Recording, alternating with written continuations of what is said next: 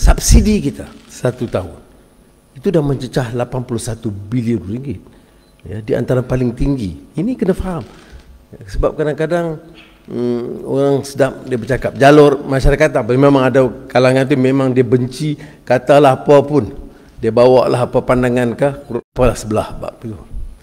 Tetapi bagi rakyat yang sedia berfikir, kita kena bagi tahu, boleh tak mana-mana kerajaan yang bertanggungjawab kekal dengan subsidi begitu banyak?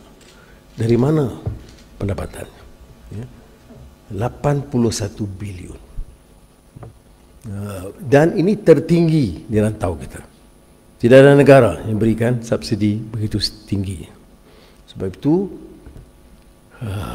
apakah kita nak kena potong subsidi semua? Tak boleh. Dia akan bebankan rakyat. Siapa yang patut? Subsidi ni maknanya apa? Bantuan oleh kerajaan mengurangkan beban kepada rakyat. Apakah bantuan itu patut diberikan kepada golongan maha kaya? Dia kata itu Anwar anti maha kaya.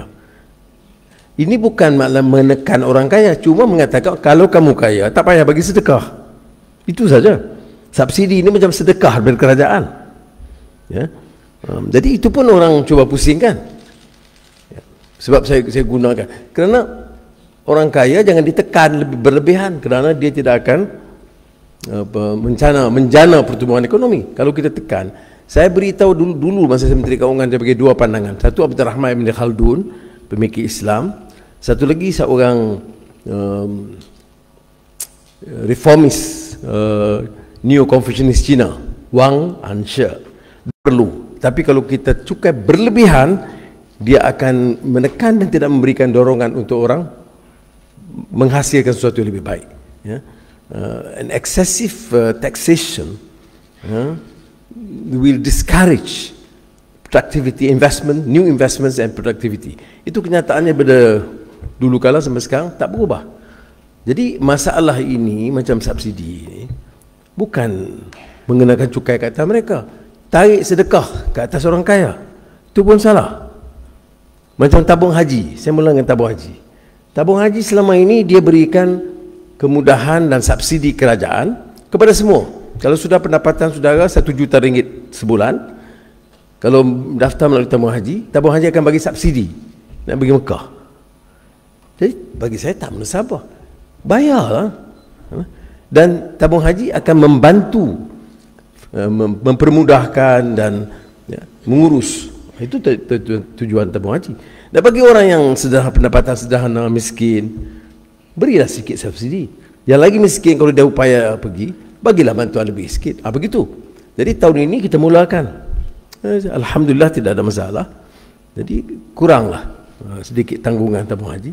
Maknanya bukan menekan, maknanya menarik balik sedekah kepada orang kaya, subsidi. Begitu juga elektrik. Elektrik yang bukan dikenakan cukai tambahan, dikurangkan subsidi, itu pun ditarik subsidi, tetapi subsidi bagi 90% rakyat kekal. Jadi kalau tanya saya itu yang saya rasa seadil mungkin dah. Tapi oleh kerana dunia politik demokrasi ini tidak menghalang orang menyerang, dia menyerang lagi. 90% tak terkesan, 10% teratas itu dikenakan, dia tidak diberikan subsidi. Berapa savings kita? 4.6 bilion ringgit. Betul, Johan? Dia ingat angka.